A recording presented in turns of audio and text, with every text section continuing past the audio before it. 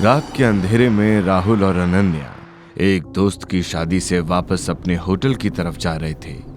Wedding destination से उनका hotel तकरीबन 1 घंटे की दूरी पर था। रात के करीब 2 बजे थे, इसलिए रोड बिल्कुल सुनसान था। रोड के दोनों तरफ बस घना जंगल था। अनन्या अपने फोन से गूगल मैप पर डायरेक्शंस देखकर राहुल को बता रही थी। उन्हें ड्राइव करते हुए लगभग आधा घंटा बीत चुका था। रास्ता बिल्कुल सुनसान था कि तभी उस सुनसान रास्ते पर एक काली बिल्ली उनकी गाड़ी के सामने आ गई और तेज ब्रेक के साथ राहुल को अचानक अपनी गाड़ी रोकनी पड़ी। भरे अंधेरे में उस बिल्ली की आंखों की डरावनी चमक देखकर राहुल और अनन्या घबरा गए कि तभी गाड़ी की विंडो पर जोर जोर से ठक ठक की आवाज हुई। उस अचानक हुई आवाज से डर के मारे उनके शरीर से पसीना छूटने लगा। डरते हुए उन्होंने विंडो की तरफ मुड़कर देखा तो पसीने से भीगी एक लड़की उनकी विंडो पर लगातार हाथ मार रही थी। अनन्या ने हिम्मत करते हुए विंडो का शीशा नीचे किया कि तभी वो लड़की बड़ी ही घबराई हुई आवाज में उनसे लिफ्ट मांगने लगी। लड़की पर तरस खाकर उन्होंने उसे अपनी गाड़ी में बिठा लिया। राहुल ने फिर से गाड़ी स्टार्ट की कि तभी उन्हें पीछे वाली सीट पर बिल्ली की मियाने की आवाज सुनाई दी। उन दोनों ने मुड़कर पीछे देखा तो वही काली बिल्ली उस लड़की की गोद में बैठी उन्हें देखकर मिया रही थी। ये बिल्ली, ये तो रोड पर थी, ये अचानक तुम्हारे पास कहां से आ गई? क्या? लेकिन जब मैं आपकी गाड़ी में बैठी तब तो ये बिल्ली आपकी सीट पर ही लेटी हुई थी। क्या? ये कैसे पॉसिबल है? राहुल, तुम गाड़ी रोको और इस बिल्ली को गाड़ी से नीचे फेंक दो। मुझे कुछ ठीक नहीं लग रहा है। घबराए हुए अनन्या राहुल ने गाड़ी रोककर विंडो से ही उस बिल्ली को गाड़ी के नीचे फेंक दिया और वहां से आगे बढ़ गए कि थोड़ी दूर चलते ही उन्हें रास्ते पर वही बिल्ली दिखी, लेकिन इस बार वो जिंदा नहीं थी बल्कि मर चुकी थी। जैसे किसी ने उसे गाड़ी से कुचल दिया हो। उसके शरीर से खून बह रहा था, लेकिन उसकी आंखें मरने के बाद भी बिल्कुल उसी तरह चमक रही थी। लगता है जरूर ये कोई ऊपरी हवा थी। अच्छा किया आपने इसे गाड़ी से नीचे फेंक दिया। वैसे भी इस रोड पर ना जाने हर रात कितने हादसे होते हैं। कभी किसी को यहाँ पर मरी हुई बिल्ली नजर आती है तो कभी कोई औरत यहाँ लोगों से लिफ्ट मांगती है। ये बात कहकर वो औरत बड़े ही अजीब तरीके से मुस्कुराई। राहुल ने तो उसकी बात सुनकर उसे मजाक समझकर टाल दिया, लेकिन उसकी बात सुनकर अनन्या डर से कांप उठी। अनन्या ने हिम्मत करते हुए गाड़ी में लगे रियर मिरर में उस लड़की की तरफ देखा तो वो एकटक अनन्या को देखकर मुस्कुरा रही थी। शायद जाने अनजाने में उन दोनों ने अपने लिए भारी मुसीबत मोल ले ली थी। तभी अचानक राहुल ने ब्रेक लगाकर अपनी गाड़ी रोक दी।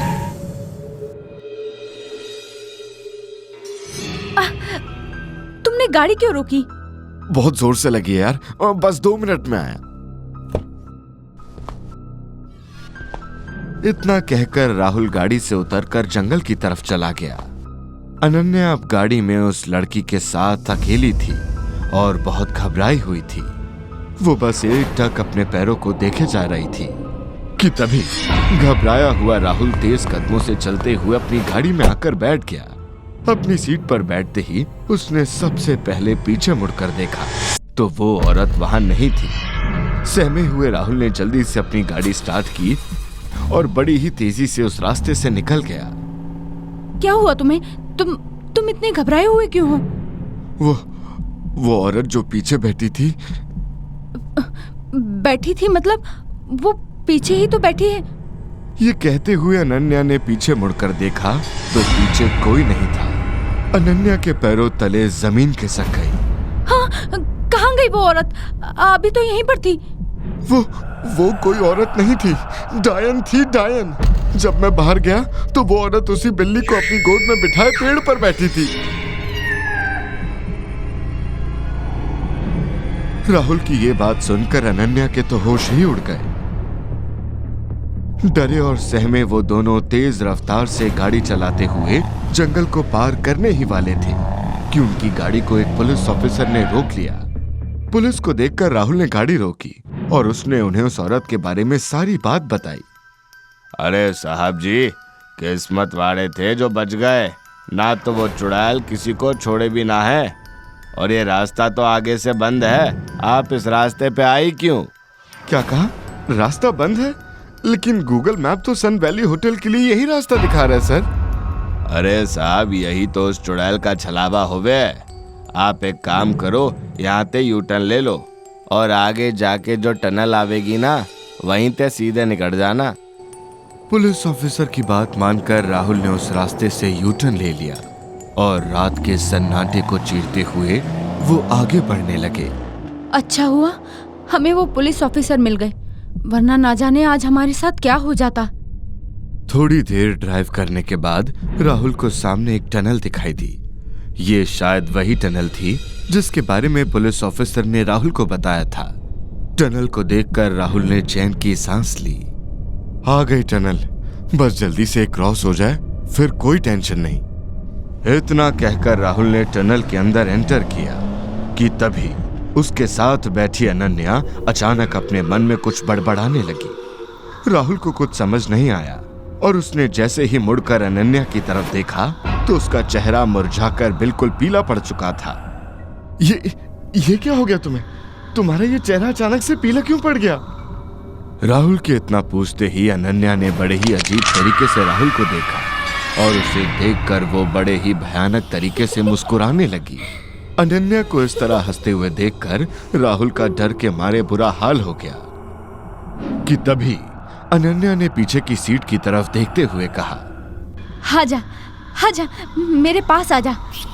राहुल ने जैसे ही पीछे मुड़कर देखा तो पीछे वाली सीट पर वही काली बिल्ली अपनी भयानक आंखों के साथ राहुल को देख रही थी और देखते ही देखते वो बिल्ली आकर अनन्या की गोद में बैठ गई। अनन्या प्यार से उस बिल्ली को सहलाने लगी। राहुल डर के मारे जोर जोर से अनन्या का नाम पुकारने लगा, अनन्या, अनन्या। अनन्या?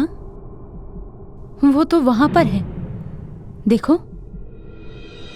अनन्या ने बाहर की तरफ इशारा करते हुए कहा। गाड़ी की रफ्तार खुद ब खुद धीमी हो गई। राहुल ने अपनी गाड़ी से बाहर की तरफ देखा तो टनल की दीवार पर अनन्या की बॉडी एक हुक से टंगी हुई थी और उसके शरीर से खून रिसकर रोड पर फैल चुका था। इसे देखकर राहुल का कलेजा मानो फट गया हो। उसके दिल की धड़कन बहुत तेज हो गई। उसने मुड़कर देखा तो सीट पर अनन्या नहीं बल्कि वही औरत अपनी बिल्ली को गोद में लिए सहला रही थी और एक टक राहुल को देख रही थी। इससे पहले कि राहुल कुछ कर पाता तभी पीछे वाली सीट से उसे एक आवाज सुनाई दी। क्या हुआ साहब जी?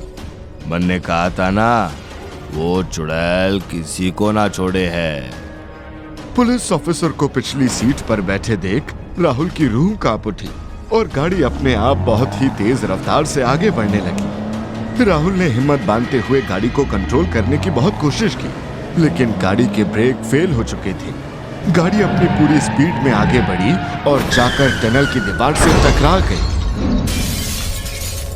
गाड़ी का कांच टूटकर अब राहुल के चेहरे में घुस चुका था। उसकी आंखें निकलकर बाहर आ चुकी थीं। अनन्या और राहुल दोनों ही अब इस दुनिया को अलविदा कह चुके थे। सालों पहले उस पुलिस ऑफिसर और उसकी पत्नी की इसी टनल के अंदर एक एक्सीडेंट में मौत हो गई थी, जिसके बाद जो भी इंसान रात के समय इस टनल के पास से गुजरता वो कभी जिंदा बचकर उस टनल से बाहर नहीं आ पाता। क्या आप उस टनल के पास जाना चाहोगे?